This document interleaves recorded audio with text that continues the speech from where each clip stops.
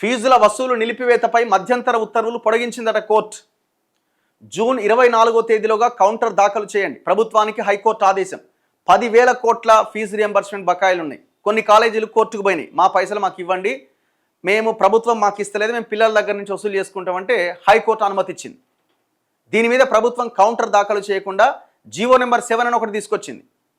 కోర్టులో కౌంటర్ వేయకుండా GO number 7 తెస్తే జీవో నెంబర్ 7ని కోర్టు కొట్టుపడేసింది. ఏంది ఇదని? ఎస్సీ ఎస్టీ బీసీ మైనార్టీ దివ్యాంగులకు చెల్లించాల్సిన ఫీజులను వారి ఖాతాల్లో ప్రభుత్వం జమ చేశాక వసూలు చేసుకోవాలని, అంతవరకు అడ్మిషన్ల సమయంలో ఫీజు చెల్లింపునకు ఒత్తిడి తేవద్దన్న ప్రభుత్వ నిబంధన నిలిపేస్తూ ఇచ్చిన మధ్యంతర ఉత్తర్వులను సోమవారం హైకోర్టు పొడిగించింది. అదే జీవో నెంబర్ 7. ఆ జీవో నెంబర్ 7లో ఏముందంటే, విద్యార్థుల అకౌంట్లో మేము వేస్తాం, విద్యార్థుల దగ్గర నుంచి మీరు తీసుకోండి అని అంటారు. అంటే ఏమన్నట్టు దీని ద్వారా? విద్యార్థులు అప్పుడు కాలేజీకి వెళ్ళిన పేరెంట్స్ని కాలేజ్ ఏమంటుంది, గవర్నమెంట్ ఎట్లాగో మీ అకౌంట్లో వేస్తాను కదా, మీరు కట్టాల్సింది ఇప్పుడు అంటుంది. దెన్ ఏమవుద్ది అప్పుడు? ఇంతకుముందు ఏముండే, కాలేజీ అకౌంట్లో పడేది ఆ విద్యార్థి డబ్బులు అనేది. సో కాబట్టి విద్యార్థి పేరెంట్ అక్కడికి వెళ్ళినప్పుడు అడ్మిషన్ తీసుకునేవాళ్ళు. ఇప్పుడు అట్లా ఉండదు కదా. ఆ జీవో నెంబర్ 7 ప్రభుత్వం తీసుకొచ్చింది. అంతకుముందు కాలేజీలు మాకు ఫీజు కట్టట్లేదు, ప్రభుత్వం మాకు డబ్బులు ఇవ్వట్లేదు, 10,000 కోట్ల బకాయిలు ఉన్నాయి అని ఒక 15 కాలేజీలు కోర్టుకు పోతే కోర్టు ఏమన్నది, పిల్లల దగ్గర నుంచి వసూలు చేసుకోవచ్చు అన్నది. మరి ఏ లెక్కనన్నదో ఏమన్నదో గవర్నమెంట్ అక్కడ సైలెంట్గా ఉన్నది కదా. కాలేజీలు ఎవరివి? ఈ రాజకీయ నాయకులవే కదా. అధికారంలో ఉన్నోని, ప్రతిపక్షంలో ఉన్నోని అది కాలేజీలు కూడా. ఎక్కడైనా పోరాటం ఉందా ప్రతిపక్ష పార్టీలు ఈ కాలేజీల మీద? ఉండదు. 10,000 crores బకాయిలు ఉన్నాయి. పోయిన గవర్నమెంట్ హయాంలో ఉన్న బకాయిలు కూడా ఉన్నాయి, ఇందులో యాడ్ అయినాయి. 10,000 కోట్ల బకాయిలు ఉన్నాయి. అరే ప్రజలు కూడా అట్లే ఉన్నారు కదా.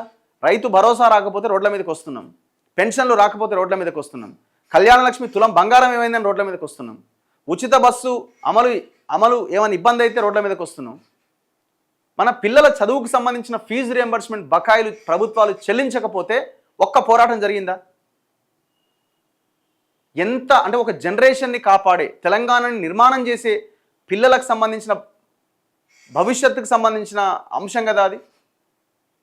ఉన్నత విద్య కదా అది. అప్పటిదాకా చదువుకున్న చదువంతా ఆగమైపోతుంది కదా. ఒకవేళ ఆ అకాడమిక్ ఇయర్లో డబ్బులు కట్టకుండా ఆ అబ్బాయి ఆ ఇయర్ చదవకపోతే అంతకాలం చదువుకుందంత ఆగమైపోతుంది కదా.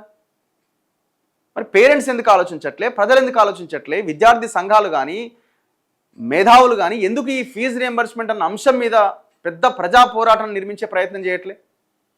ఎస్సీలు ఎస్టీలు బీసీలు ఈ సంఘాలన్నీ ఏమైపోయినాయి? ప్రెస్ మీట్లు కాదు కదా మీరు పెట్టాల్సింది.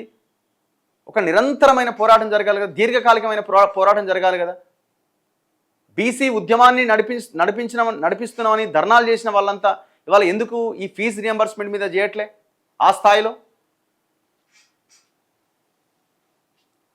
ఫీజు బకాయిల చెల్లింపుతో పాటు కొత్త జీవోలోని నిబంధన పైన కౌంటర్ దాఖలు చేయడానికి మరికొంత గడువు కావాలన్న ప్రభుత్వ న్యాయవాది అభ్యర్థన నేపథ్యంలో తదుపరి ఉత్తర్వులు జారీ చేసేదాకా ఫీజును విద్యార్థుల ఖాతాల్లో జమ చేస్తామని, అప్పటిదాకా వారి వద్ద నుంచి ఫీజులు వసూలు చేయరాదు అన్న జీవో 7లోని నిబంధన నిలిపేసింది. ఫీజు రియంబర్స్మెంట్ నేపథ్యంలో ఫీజులు వసూలు చేయకుండా ప్రభుత్వం జారీ చేసిన జీవోలు సవాల్ చేస్తూ పలు ప్రైవేట్ కాలేజీలు దాఖలు చేసిన పిటిషన్లపైన జస్టిస్ జువ్వాడి శ్రీదేవి సోమవారం మరోసారి విచారణ చేపట్టారు. ప్రభుత్వ ప్రత్యేక న్యాయవాది రాహుల్ రెడ్డి వాదన వినిపిస్తూ జీవోలోని 5వ పేర 12వ నిబంధనతో పాటు 2025-26వ విద్యా సంవత్సరంతో పాటు ఇప్పటిదాకా చెల్లించాల్సిన బకాయిల వివరాలతో కౌంటర్ దాఖలు చేస్తామన్నారు. ఇప్పటికే పలువురు కాలేజీలకు టోకెన్లు జారీ అయిన మొత్తాలతో పాటు సంబంధిత సంక్షేమ శాఖల ద్వారా ఫీజు రియంబర్స్మెంట్ విధానం కింద చెల్లింపులు కొనసాగుతున్నాయి. వీటిపైన కౌంటర్లు దాఖలు చేయడానికి గడువు కావాలి అని కోరారు.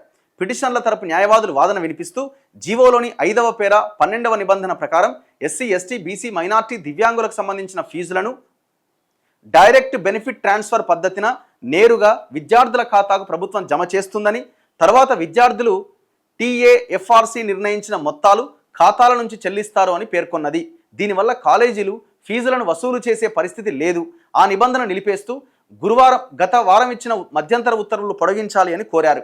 వాదన విన్న న్యాయమూర్తి ప్రస్తుత విద్యా సంవత్సరాన్ని దృష్టిలో ఉంచుకొని జూన్ 24వ తేదీలోగా కౌంటర్ దాఖలు చేయాలని ప్రభుత్వాన్ని ఆదేశించారు. అసలు ఫస్ట్ హైకోర్టు కాలేజీలని వసూలు చేసుకోవచ్చు మీరు పిల్లల దగ్గర నుంచి అని అన్నప్పుడు ఎందుకు ప్రభుత్వం కౌంటర్ ఫైల్ చేయలేదు? దీనికి ఆన్సర్ కావాలి కదా. ఫైల్ చేయకుండా జీవో నెంబర్ 7 తీసుకొచ్చారు. ఇప్పుడు జీవో నెంబర్ 7 కూడా చూడడానికి బాగానే ఉంటుంది. ఏముంటుంది? విద్యార్థులకి మీ అకౌంట్లో మేము వేస్తాం, కాలేజీలు విద్యార్థులను ఇబ్బంది పెట్టొద్దు, విద్యార్థుల నుంచి తీసుకోండి అంటారు. చెప్పడానికి బాగానే ఉంటుంది, కానీ మీరు ఆ అకౌంట్లో డబ్బులు వేయకముందే మీరు డబ్బులు వేయడం లేట్ చేస్తే కాలేజీ యాజమాన్యం ఏం చేస్తుంది? ఆ విద్యార్థి పేరెంట్ని కదా వేధించేది. కానీ నీకు కాలేజీకి బంధాన్ని నువ్వు కట్ చేసినప్పుడు, నువ్వు డైరెక్ట్గా నేను స్టూడెంట్ ఖాతాలో వేస్తా అన్నప్పుడు కాలేజ్ యాజమాన్యాన్ని గవర్నమెంట్ని వదిలేసి స్టూడెంట్ మీద పడుతుంది కదా. చూడ్డానికి బాగానే ఉంటుంది ఆ లైన్, కానీ దాని తెర వెనకాల ఏం జరుగుతుంది?